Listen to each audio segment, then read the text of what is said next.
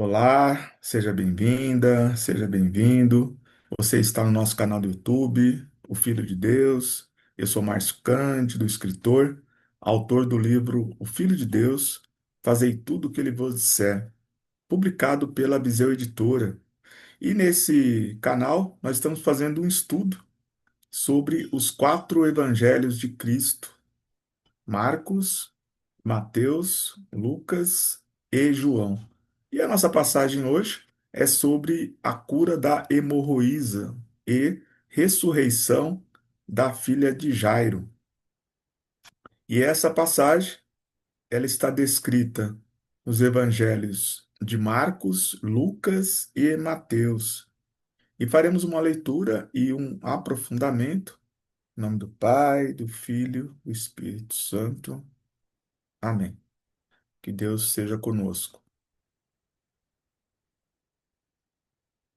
Marcos, capítulo 5, versículo de 21 a 43. E de novo, atravessando Jesus de barco para o outro lado, uma numerosa multidão o cercou, e ele se deteve à beira-mar. Aproximou-se um dos chefes da sinagoga, cujo nome era Jairo, e vendo-o, caiu a seus pés. Rogou-lhe insistentemente, dizendo: Minha filhinha está morrendo. Vem e impõe nela as mãos, para que ela seja salva e viva. Ele o acompanhou e numerosa multidão o seguia, apertando-o de todos os lados. Ora, certa mulher que havia 12 anos tinha um fluxo de sangue e que muito sofrera nas mãos de vários médicos, tendo gasto tudo o que possuía sem nenhum resultado, mas cada vez piorando mais. Ouvira falar de Jesus. Aproximou-se dele por detrás, no meio da multidão, e tocou seu manto, porque dizia: Se ao menos tocar suas roupas, serei salva. E logo estancou a hemorragia. E ela sentiu no corpo que estava curada de sua enfermidade. Imediatamente, Jesus, tendo consciência da força que dele saíra, voltou-se para a multidão e disse: Quem tocou minhas roupas? Os discípulos disseram-lhe: Vês a multidão que te comprime e perguntas: Quem me tocou? Jesus olhava em torno de si para ver quem havia feito aquilo. Então, a mulher, amedrontada e trêmula, sabendo o que lhe havia sucedido, foi e caiu-lhe aos pés, e contou-lhe toda a verdade. E ele disse-lhe: Minha filha, a tua fé te salvou. Vá em paz, fique curada desse teu mal. Ainda falava quando chegaram alguns da casa do chefe da sinagoga, dizendo: Tua filha morreu. Por que perturbas ainda o mestre? Jesus, porém, tendo ouvido a palavra que acabava de ser pronunciada, disse ao chefe da sinagoga: Não temas, crê somente. E não permitiu que ninguém o acompanhasse, exceto Pedro, Tiago e João, o irmão de Tiago. Chegaram à casa do chefe da sinagoga e ele viu um alvoroço, muita gente chorando e clamando em voz alta. Entrando, disse: Por que esse alvoroço e este pranto? A criança não morreu, está dormindo. E caçoavam dele. Ele, porém, ordenou que saíssem todos, exceto o pai e a mãe da criança, e os que o acompanhavam. E com eles entrou onde estava a criança. Tomando a mão da criança, disse-lhe: Talita cum, o que significa: Menina, eu te digo, levanta-te. No mesmo instante, a menina se levantou e andava, pois já tinha 12 anos, e ficaram extremamente espantados. Recomendou-lhes, então, expressamente que ninguém soubesse o que tinha visto e mandou que dessem de comer à menina. Então, essa é a narrativa de Marcos sobre a cura da hemorroísa e ressurreição da filha de Jairo. Agora vamos fazer uma leitura da passagem, dessa passagem descrita pelo evangelista Lucas. Lucas, capítulo 8, versículo de 40 a 56. Ao voltar Jesus, foi acolhido pela multidão, pois todos o esperavam. Chegou então um homem chamado Jairo, chefe da sinagoga. Caindo aos pés de Jesus, rogava-lhe que entrasse em sua casa, porque sua filha única, de mais ou menos 12 anos, estava à morte. Enquanto ele ainda caminhava para lá, as multidões se aglomeravam a ponto de sufocá-lo. Certa mulher, porém, que sofria de fluxo de sangue fazia 12 anos e que ninguém pudera curar, aproximou-se por detrás e tocou a extremidade de sua veste. No mesmo instante, o fluxo de sangue parou. E Jesus perguntou: Quem me tocou? Como todos negassem, Pedro disse: Mestre, a multidão te comprime e te esmaga. Jesus insistiu: Alguém me tocou. Eu senti que uma força saía de mim.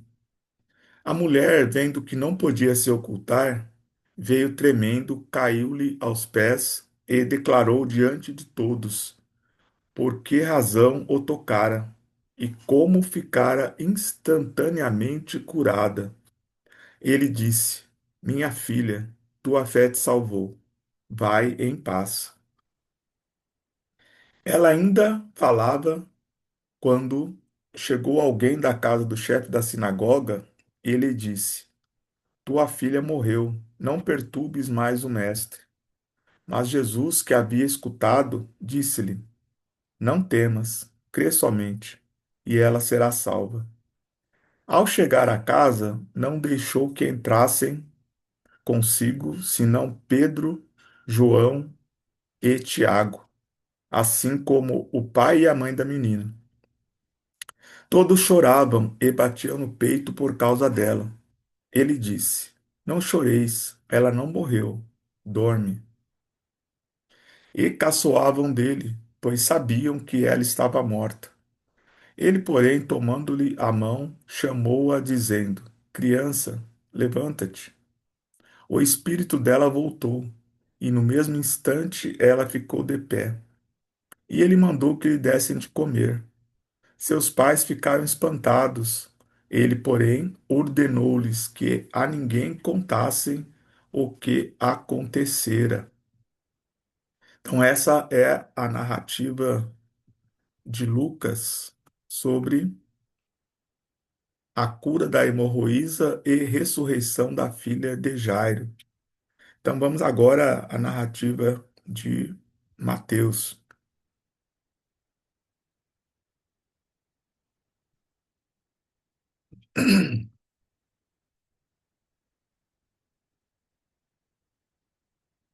Aqui vemos uma outra imagem. Mateus capítulo 9, versículo de 18 a 26. Falava ele ainda quando se apresentou um chefe da sinagoga. Prostou-se diante dele e lhe disse: Senhor, minha filha acaba de morrer, mas vem, impõe-lhe as mãos e ela viverá. Jesus levantou-se e o foi seguindo com seus discípulos. Ora, uma mulher atormentada por um fluxo de sangue havia 12 anos aproximou-se dele por trás e tocou-lhe a orla do manto. Dizia consigo: Se eu somente tocar na sua vestimenta, serei curada. Jesus virou-se, viu-a e disse-lhe: Tem confiança, minha filha. Tua fé te salvou. E a mulher ficou curada instantaneamente. Chegando à casa do chefe da sinagoga, viu Jesus os tocadores de flauta e uma multidão alvoroçada. Disse-lhes: Retirai-vos, porque a menina não está morta, ela dorme. Eles, porém, zombaram dele. Tendo saído a multidão, ele entrou, tomou a menina pela mão e ela levantou-se. Esta notícia espalhou-se por toda a região. Então, essa é a narrativa de Mateus sobre a passagem da cura da hemorroísa e ressurreição da filha de Jairo.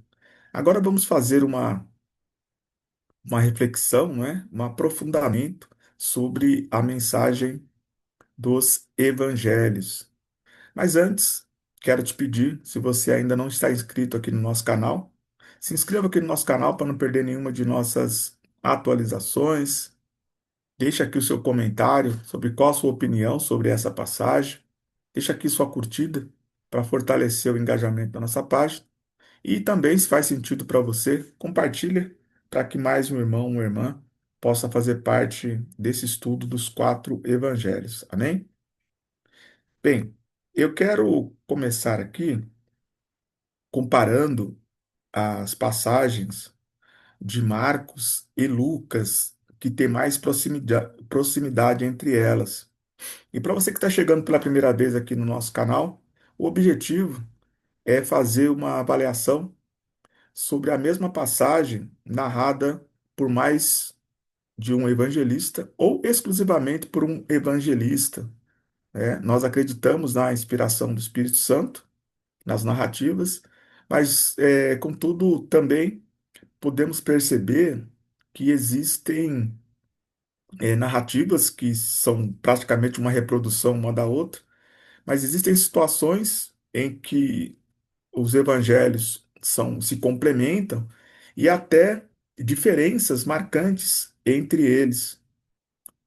Esse é o nosso objetivo e faremos isso juntos. Bem, vamos aqui então, é, as narrativas, de Marcos e Lucas, né? Então nós podemos perceber aqui que esse episódio ele tem dois fatos, né? O primeiro fato é a solicitação, né, do chefe da sinagoga, da filha que estava morrendo, e uma outra intervenção no meio dessa passagem da mulher que tinha um fluxo de sangue, né? Então, acontecem ao mesmo tempo, né? E são é, dois episódios fortes, né? Que eles ocupam aí a mesma narrativa dos evangelistas, né? Primeiramente, aqui nós podemos perceber que o número 12 aparece duas vezes, né? Primeiro, que a mulher que estava com fluxo de sangue fazia 12 anos. E Jesus, ele ressuscita uma menina de 12 anos, né? Como existe, conexão, né, nos evangelhos, o número 12, né, segundo especialistas, é o número do governo, né? É o número da governança, da autoridade, né?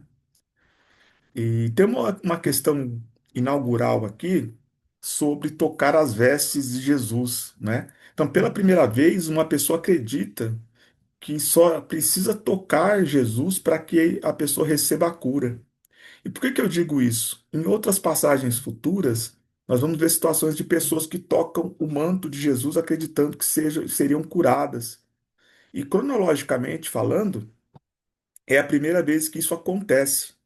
Portanto, esse ato da hemorroísa, ele vai, inspirar para que outras pessoas, em meio à multidão, tocassem e recebessem a cura. E é um fato interessante, né? Porque Jesus ele sente, né? Você vê que quando a cura acontece, mesmo Jesus não agindo diretamente, ele sente uma força, né? Ele sente que uma energia saiu de dentro dele, né? Então a gente percebe então que a cura ela é energia, né? Então Jesus mesmo sem olhar para a mulher, ele sente que sai uma energia do corpo dele e aí ele pergunta. E aqui parece até uma questão engraçada, né? Quando os discípulos falam, né? Jesus fala, quem me tocou? Né? Então, ou seja, a multidão apertava Jesus de todos os lados, né? Parecia até irônico perguntar, como assim quem te tocou se a multidão está te apertando de todos os lados? Ou seja, como é que você ia saber no meio daquela multidão? Eles nunca falam a quantidade de pessoas, só falam de multidão. Ao mesmo tempo que a gente pode pensar que eram 500 pessoas, 50 pessoas, podia ser milhares de pessoas também, né? Só fala de multidão. E aí Jesus insiste, não, uma força saiu de mim. E aí a mulher, ela assume, né? Com muito medo, como se, tipo, será que eu fiz errado? Será que eu toquei indevidamente no mestre? Porque tem isso também, né? Quando Jesus pergunta de forma firme, a mulher pensou que tinha feito alguma coisa errada, né? E aí Jesus consola e fala que a fé a salvou. E essa também é um discurso que Jesus vai utilizar a partir desse episódio. A primeira vez que Jesus fala que a tua fé te salvou foi nessa passagem da hemorroísa. E ele vai depois, em outras ocasiões, falar, como ter como resposta que a tua fé te salvou. Mas a primeira vez que acontece, tanto de tocar Jesus, aguardando a cura, como de a resposta de Jesus dizendo a tua fé te salvou, é a primeira vez, é a primeira passagem que isso acontece.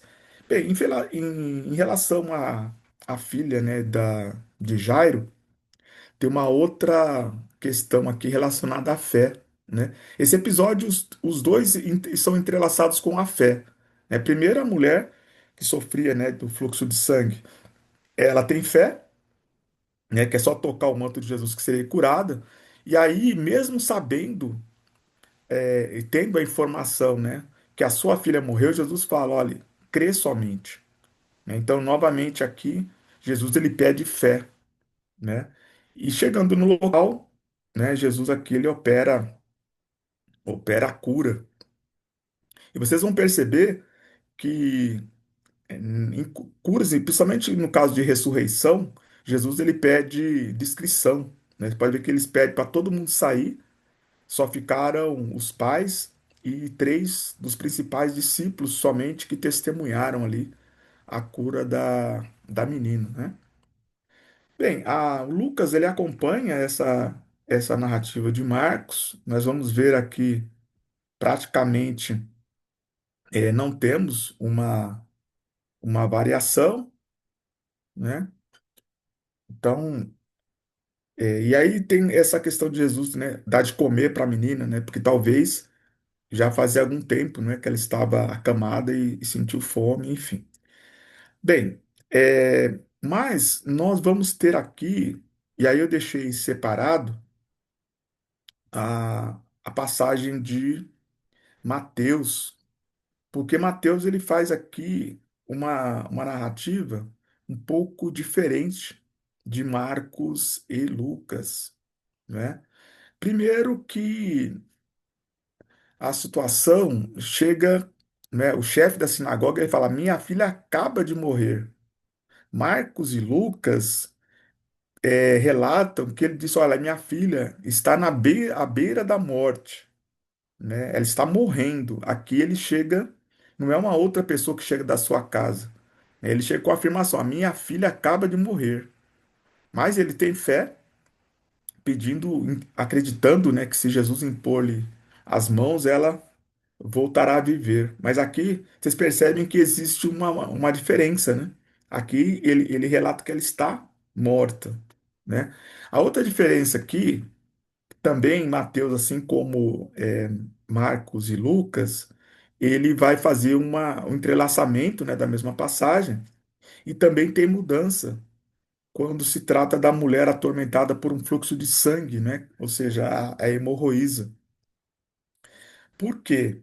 Ela segue o mesmo procedimento, ela acredita que se tocar na vestimenta, ela será curada, mas aqui, ao contrário da narrativa de Marcos e de Lucas, Jesus, ele não pergunta quem tocou nele. Ele vira e diz: Tem confiança, minha filha, a tua fé te salvou. Então aqui ele identifica prontamente a mulher que ele tocou. Percebe que diferença marcante? E na narrativa de Marcos e de Lucas, ele pergunta: quem me tocou? Eu senti que saiu uma força, né? Uma energia saiu de mim. E aqui não, ele só vira e já identifica a mulher que tocou, né?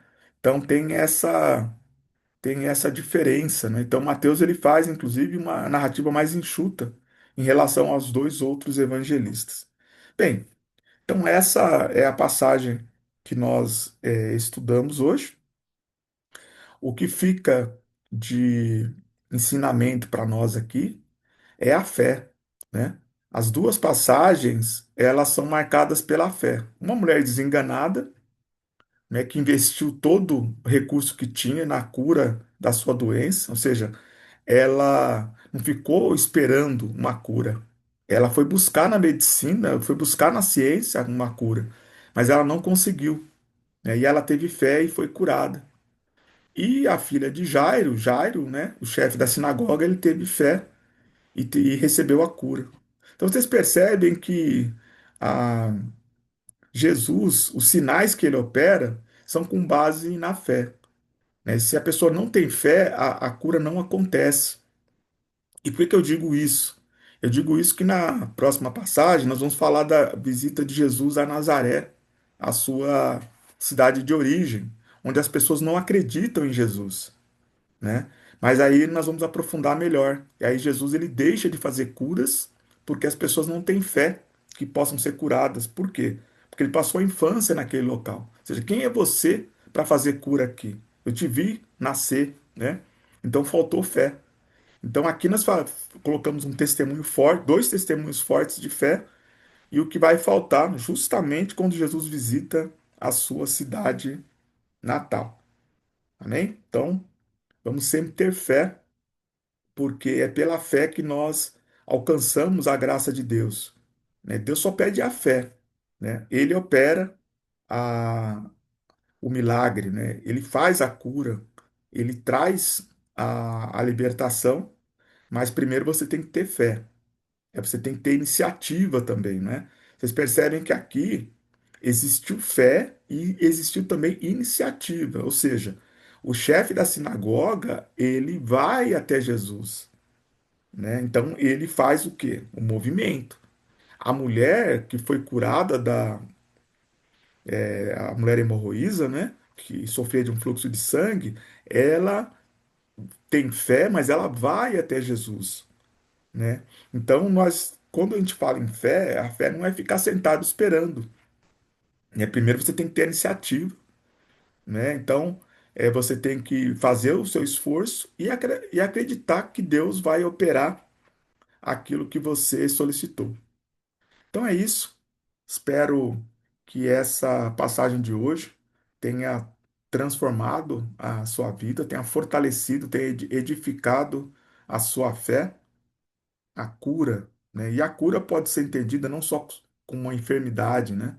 A cura, ela pode ser vista de forma mais ampla, né? Tudo aquilo que a gente precisa para que a gente possa crescer, que a gente possa ter prosperidade na vida, né? A esperança, né? A fé, ela carrega esperança, né? A crença na restauração da sua vida.